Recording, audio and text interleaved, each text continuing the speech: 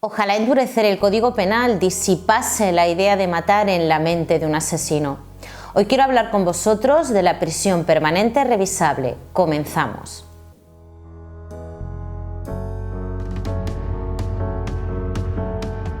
La prisión permanente revisable se introdujo en nuestro Código Penal a través de la Ley Orgánica 1/2015 y se trata de una pena privativa de libertad que es de duración indeterminada en algunos casos o con carácter permanente, que podríamos llamar perfectamente cadena perpetua, puesto que puede durar hasta la muerte del penado. Sin embargo, se le añade la característica de revisable porque esa pena privativa de libertad en los casos generales se revisa a los 25 años desde que se empieza a cumplir esa pena o en los casos más graves a los 35 años.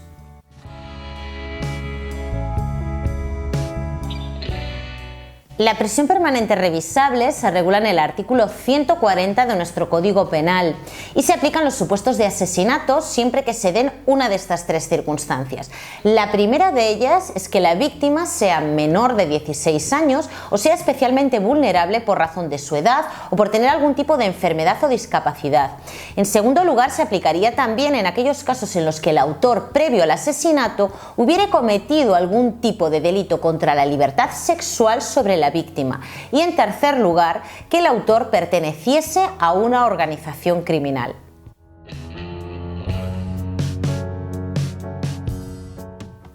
¿Pero por qué existe tanta polémica alrededor de la prisión permanente revisable?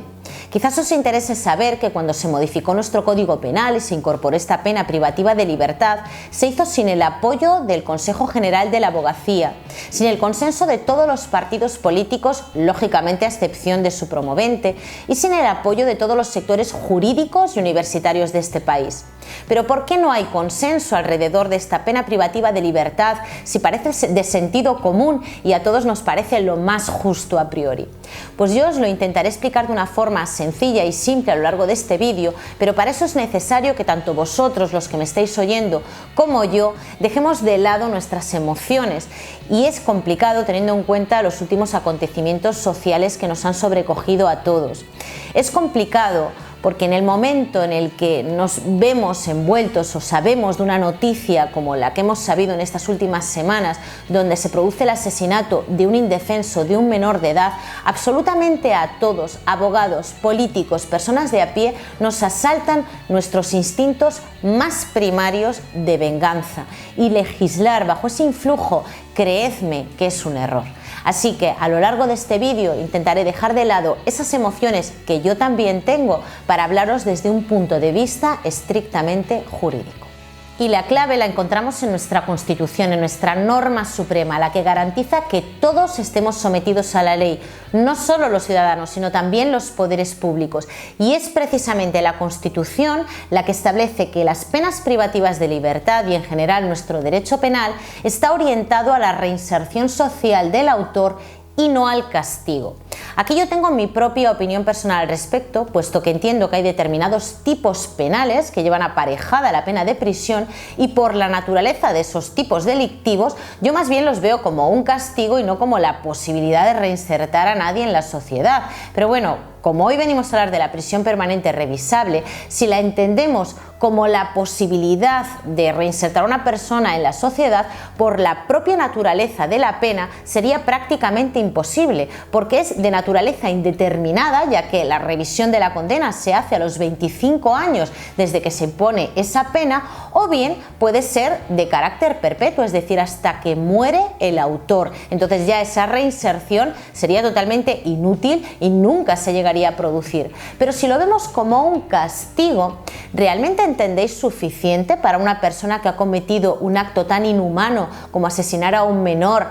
estar en un centro penitenciario, o podríamos hablar de pena de muerte como existe en otros países? ¿Cuál es la fina línea que separa cuál es el castigo merecedor que tiene que tener esa persona? Lo cierto es que cuando hablamos de un daño irreparable como es la muerte intencional de una persona o algo más dramático y más inhumano como el asesinato de un niño, a lo máximo a lo que podemos aspirar es a que no se vuelva a repetir. Por eso nuestro derecho penal está orientado a la reinserción y no al castigo.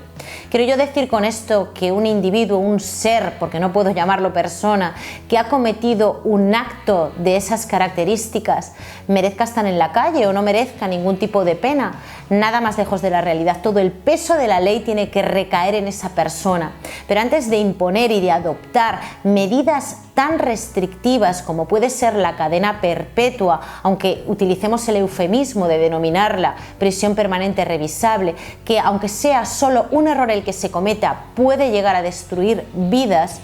tenemos que pensar que nuestro país es el tercer país más seguro de Europa, que incluso antes de la modificación del Código Penal ya contenía una pena privativa de libertad superior a aquellos países que tienen dentro de su sistema penal la pena de prisión permanente revisable, pudiendo estar en España en prisión hasta un máximo de 40 años. Y por otra parte, se ha demostrado que la cadena perpetua, incluso la pena de muerte, no disipan de cometer un delito como el asesinato cuando una persona realmente quiere hacerlo. Incluso los países que tienen dentro de su sistema penal la cadena perpetua no ven por ese motivo disminuido su índice de violencia. ¿Y qué ocurre con esas personas que se ha demostrado que no se pueden reinsertar? Pues quizás para ese tipo de personas sí sea necesario adoptar medidas tales como una prisión permanente revisable, pero para adoptar ese tipo de pena es necesario que todos los grupos parlamentarios se sienten a hablar